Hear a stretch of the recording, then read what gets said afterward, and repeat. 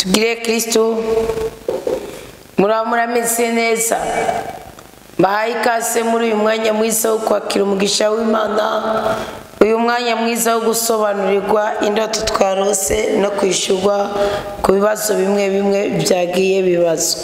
Nereraho muri kumane zine z'isi, amaraso meranda ya Yesu Kristo abatwikire rwose muwe z'Imana zitube ko twese urukundo rw'Imana ruganze mu misha yacu mu izina rya Yesu Kristo. Amen. Mu Kristo aravuga ngo ubu nyene ndose mbona turyamye twe n'umugabo wanje mu cyumba naora ndyamamo nkiri muhira ku gatumba, nja mbona amakaye abiri azananye hejuru yanje aza boroboro ko araza, nja nangura gusenga mpamagara amaraso ya Yesu Kristo ngo je nta makaye nkeneye. Umugabo aguma mpoza ngo nta na kimwe kihari, nanjye ndushizaho gutabaza amaraso ya Yesu Kristo.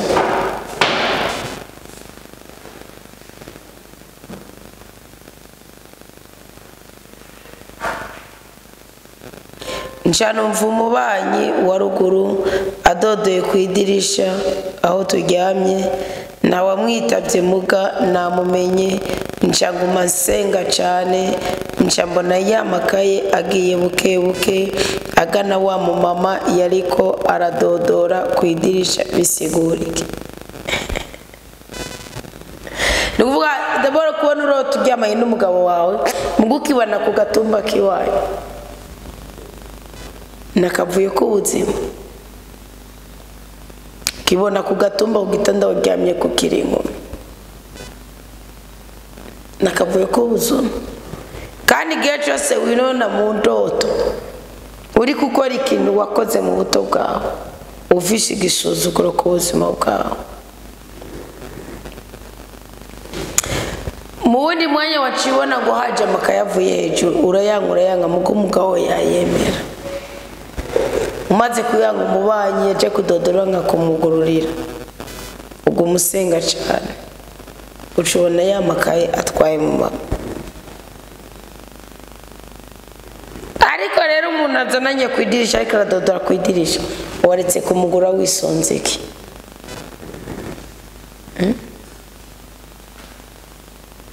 Ubundi ikintu cyose kizananye hejuru kiba gifite akamaro ku buzima bwacu iyo kitaje kigaragaza ikimenyetso cy'umwuka mubi. Kandi idirisha Daniel ngo mu gusenga acisha mu idirisha akabaga ari muri Yerusalemu kanza, nawe umuntu yadodoye ntiyateye yinjira yadodoye wa mwasi. Hanyuma kandi ucuga umusenga cyane ucubona ya makaye agiye buke buke agana wa mama yari karadodora ku idirisha. Ikintu kizanana ku idirisha n'ubutabazi bw'Imana, nawe wabwimereye ya makaye aragenda kuko nta makaye ntiwari ukwiye kuyanga we yangenye mwiki kweka iwe yasutumvira ice cyangwa utarabye kirimo. Windi indoto iragaragaza ko kwikeka kwawe bizokubuza guhagarara mu mugisha wawe. Kwikeka kwawe bizirukana intumwa y'Imana ku buzima bwawe. Hari abantu byase ko batera imbere byase nkako baca karande zabombi kubera ukwikeka, kubera guca imanza urya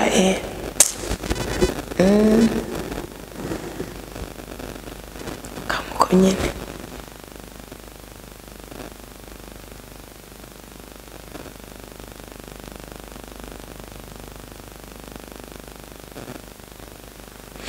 Ngwindi nayo ndose ngo mbona ndi muri saro ruguru nyene, nahone twari kumwe n'umugabo wanje, mbona imbere y'inzu haje ibikwashu bibiri, mbona biguma biza, nca nangura gusenga mbona bibaye imiserebanya, nja ngumamagara amaraso ya Yesu Kristo.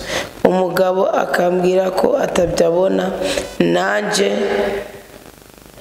nja ndushirizaho usenga nja ndava hasi nguma senga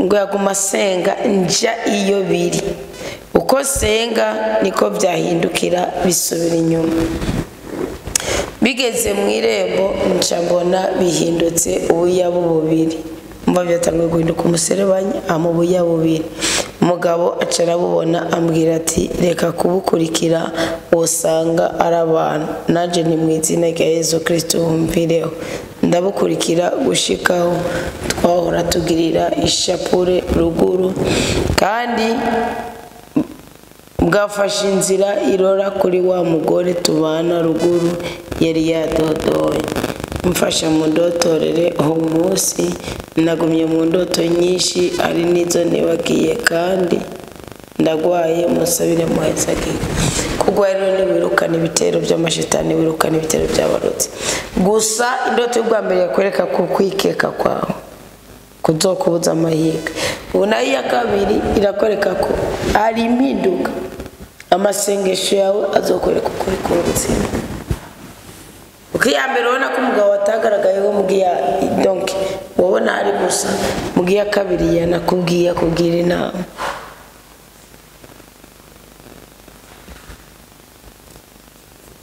kuko iyo ubwa mbere urya mugore yazananye mu idirisha ubundi yaje ari umugore akaza afite imyuka mibi akagusanga mu idirisha ntaca kugira nje gituma nashingiye ku kwikeka ntaca kugira unaka kubona ibintu byose byahinduka kandi bigatera bigana iyari ntibihagije ko bikeka ko ari umurotsi ntibihagije ko bikeka ko ari wakuroga ariko birahagije kumurekurira mu maboko y'Imana Imana ikamusubiza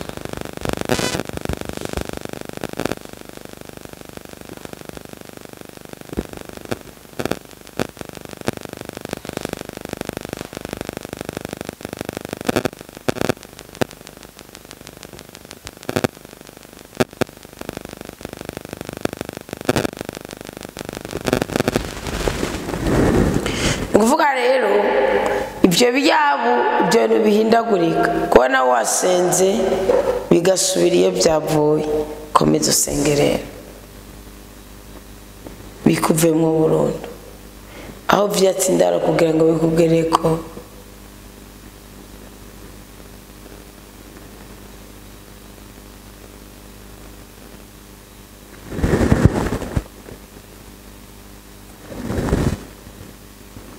aho byazananye kugira ngo bikugereko byirukane nayo masengesho ava mu kanwa kawe kumwe n'utundi twigoro twose ugira mu izina rya Yesu Kristo amen.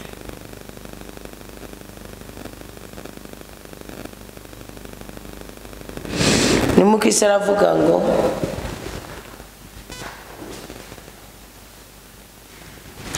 uyindi nayo ndose mbona ndi muri salo yinayigeze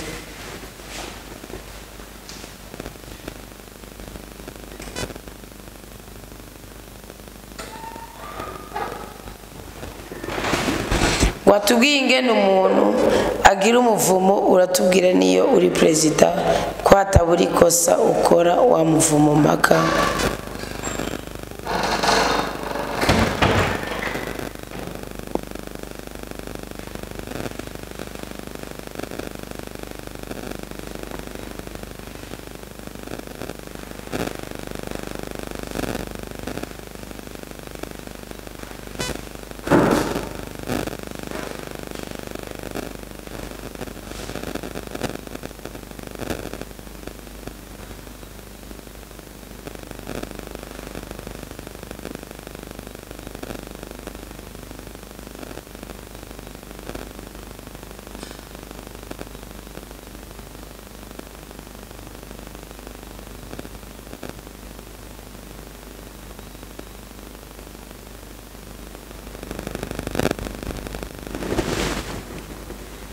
ngo atubwiye ingene umuntu agira umuvumo uratubwira niyo uri president ko hataburi ko sukora kubera uwo muvumo maka ugukurikiranye ka umugabo w'intwari mukuru w'umwana w'Ukristo mugundi musi bagasanga uri kukurutana n'agakozi kawe muvumo ni ikintu kibi cyane muratubwira hajya umugore aho yovuze bivanye n'ingene atinya gusohora ijambo agavuga ngo umugabo ngo akaba yaraye bimbwiye ngo ngaho uvuze ngo uvuze ijambo menshi uvuze amajambo menshi nanje ndishura ni ndayavuze nzoca bivamo ibindi bibazo ariko bwose ubutsima kwe Jesse no bantu bagunara amaranga mutima yandi ngo ntupfuge wapi gusa nyine urumva nyine uri umukenyezi ukabyisangamo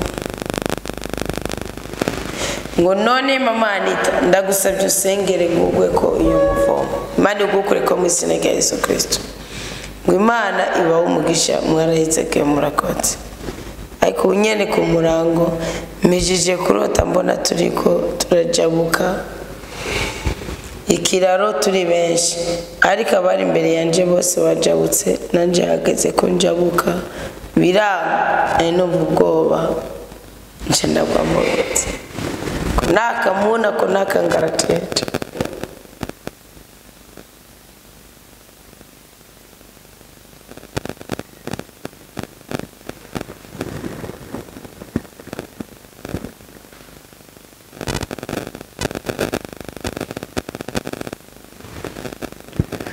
abandi bajabutse biremera wewe aho kujabuka uciyugwaye kandi kubera ubwoba ntitwarazwe umutima w'ubwoba twarazwe umutima w'Imana ataka ngo aba da uwo ni wadutakira tugahimbagwa uwo ni wadutakira tukanezerwa uwo ni wadutakira tukabohoka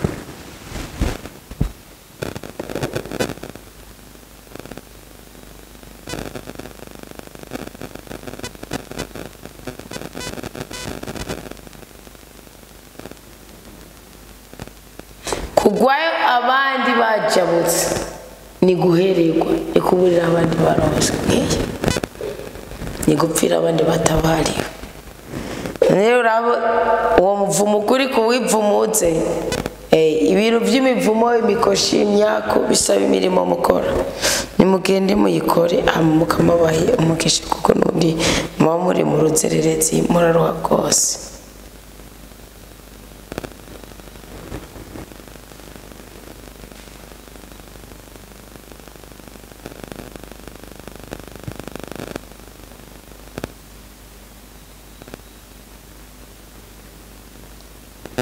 ngo nabona hariho ahandi harakandi kayira ku ruhande ariko karuhukira guca kuri cya kiraro cyamvuga ngo reka nce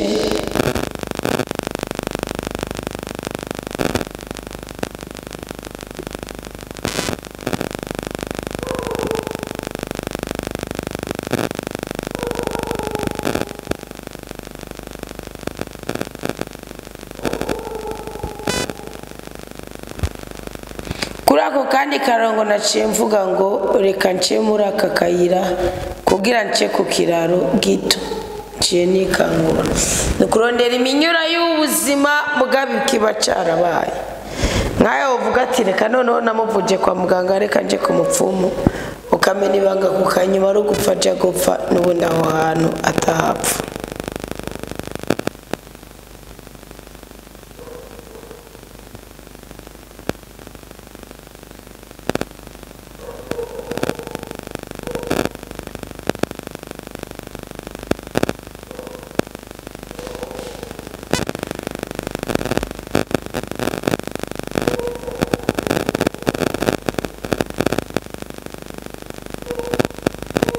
kubona hari akandi kayira wabanje urarugwa mu ruzi none ubundi naho reka nce muri aka kandi kayira nce ku kiraro mugabo kubona wabanje kurugwamo nicyo kintu yaba utabanje kurugwamo ni kwigira inama yo kwikoza kwiga isuzuguro mwako ko wamaze kurugwana ni kwigira inama yo kubohoka. Ngo mwiriwe neza nyakubahwa mukozi w'Imana. Anita, nagoma ndabibariza akabazo kamwe. Jewe mba ngaha i Bujumbura ariko imyaka myinshi baho nayimaze ruguru ku Gatumba. Anita, ari umuntu yabwiye mu maso mu yandi ngo sinzogukorana mariage. Ndamaze imyaka 6 mejeje amashuri, nariko ndabona ahantu no bamagaze. Jewe kuva namejeje amashuri nararose abagenzi benshi b'abahungu, twarayaze arakintu nta kintu na kimwe twigera dushikako. Araho tuyaga bakagenda simenya ukuntu bagiye.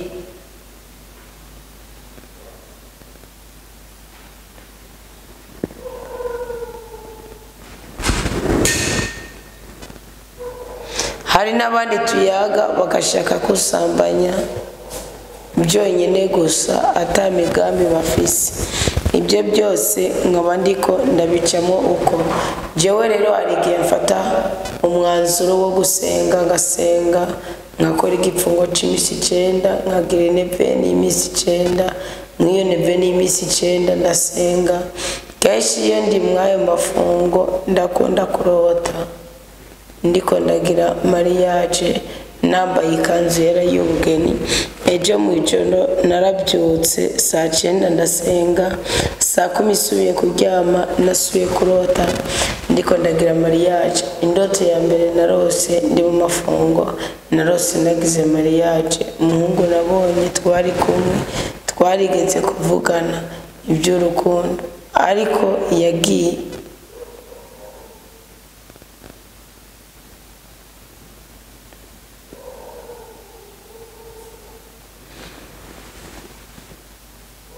Ngo twigeze kuvugana iby'urukundo ariko gushika ubu nituvugana, sinzi ingene yagiye. None ganya ko wa mukozi w'Imana yeduheza gice indoto zisigurike.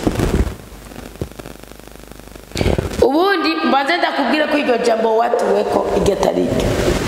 Buri jambo ribi rigira ubushobozi ku muntu afite umutima mubi. Buri jambo ribi rigira ubushobozi ku muntu yananiye Imana.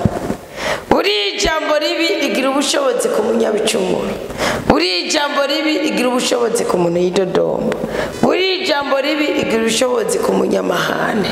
Buri jambo ribi rigira ubushobozi ku muntu atayobowe na mutima mweranda.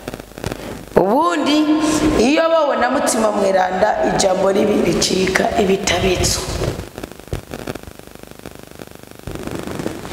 Jumvikana ko iryo jambo n'abarayikwatuye ko atari ngombwa ari kubeko.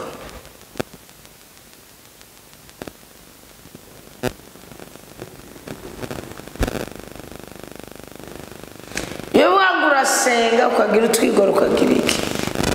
Hora yaravuze ngo mu buryo bwose bwo gusenga. None nawe niba usenga mu buryo bwo gusenga, izere Imana ko izogukorera. Kubona iyo usenze ucurota mariage kandi ukabona n'uwo muyigiranye ni byiza. Ni promesse, ni ndagano, ni sezerano, ni kwemererwa. Imana ibishitse kwakoreye kubera uramubona kibintu uko muwaca ubona urumwe. Imana ibishitse kwakora. None iyo akora ikubeko, iyo akora kandi kunezereze, iyo akora kandi iguhe kugira umutima wubaha Imana.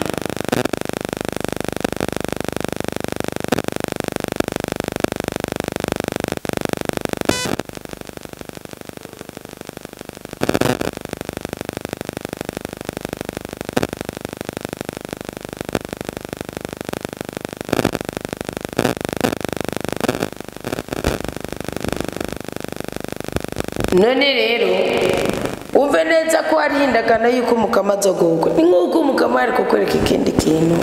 Wagize mariage uri wenyene, bagusunika ugakinga wagize mariage. Ni kuvuga ni ikimenyetso cy'uko ubukwe bwawe burahari.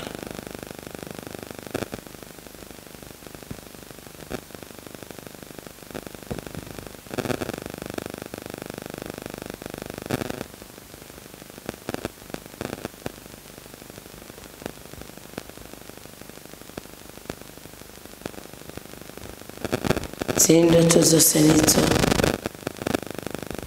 baga ngo ndatorera ni box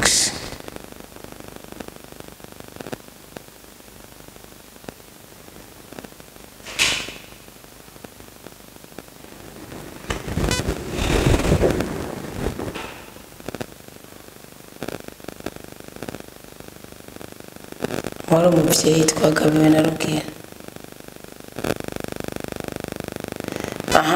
Iyindi ngo amahoro mubyeyi twagabiwe na Rugira, ushaka mu ndotorere meje kurota ndiko ndatera ibikotikoti mwitaba aho dusanzwe turimira, hakaguma haza abantu kundira umupanga ndiko ndakoresha mu gucacura ibikotikoti, nkawubaha hageze naho haza kuwunira umushoferi asanzwe anzanira ibidandazwa kubera jenda badandariza umuntu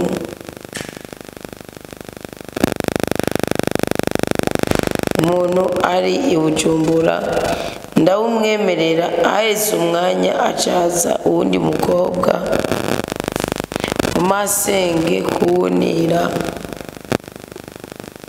nk'ikiwumuha wa mushoferi acarashika ngo uciwumuha kandi nari nawugusabye.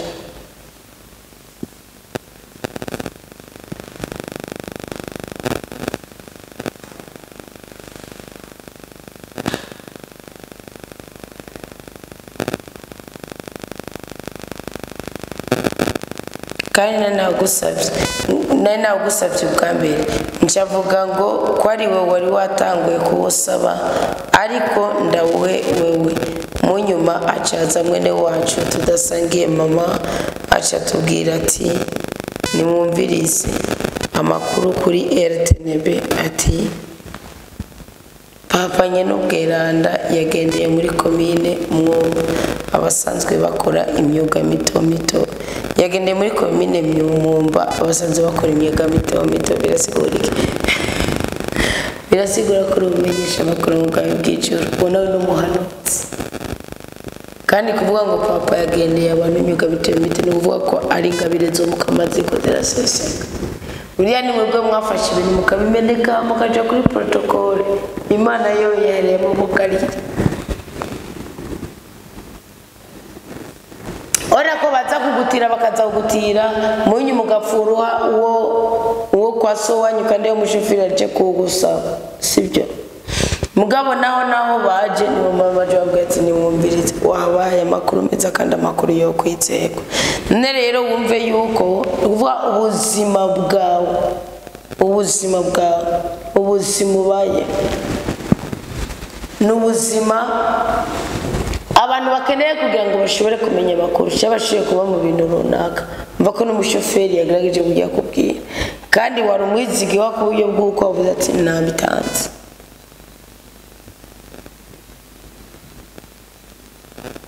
Kandi igihe cyose ufise umutima w'ubwizigirwa, Imana iraguhezagira, Imana irakunezereza, Imana irakurinda kubabara, Imana irakwagura imbibi. None rero mu izina rya Yesu Kristo twese duhabwa umugisha w'Imana, mu izina rya Yesu Kristo twese tubohokere kunezerezwa no kuri kw'ijambo ry'Imana. Turaja gusubira mu wundi mwanya wo kurotora indoto, ako mwumve ko mu ndoto Imana iravuga, mu ndoto Imana irakora, mu ndoto Imana irahembura, mu ndoto Imana irinda guteterwa, kandi mu ndoto Imana ikuraho ikizira mu izina rya Yesu Kristo. Amen. Urakoze Mukama ko dufunguriye, urakoze utugiriye neza, mutima w'umwana nakomereza nyene, atwubake, atunagure, aturinde kubabara, atwagurire imbibe mu izina rya Yesu Kristo. Amen, amen. Haleluya. Imana ngene muri baho umugisha, ibishimire kandi banezereze mu byo muri byose. Amen.